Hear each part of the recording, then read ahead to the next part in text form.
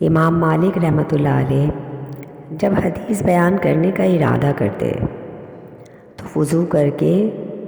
مسجد کے فرش کے اگلے حصے پر بیٹھتے، پھر داڑھی میں کنگھی کرتے اور پورے وقار کے ساتھ جلوہ افروز ہو کر حدیث رسول صلی اللہ علیہ وسلم بیان کیا کرتے تھے۔ ان سے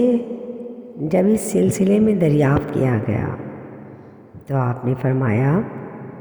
میں احادیث رسول صلی اللہ علیہ وسلم کی تعظیم کا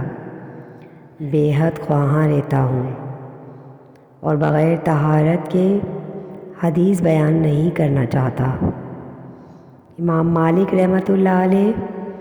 راستے میں یا کھڑے ہو کر یا جلد بازی میں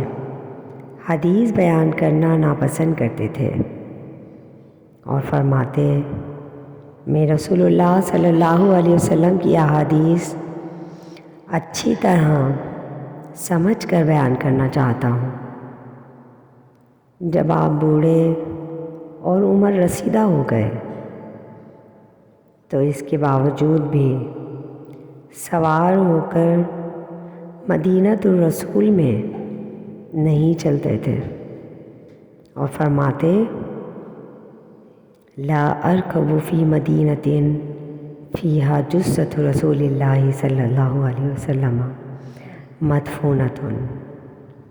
میں اس شہر میں سواری پر نہیں چڑھ سکتا جس میں رسول اللہ صلی اللہ علیہ وسلم کا جسد اطہر مدفون ہے۔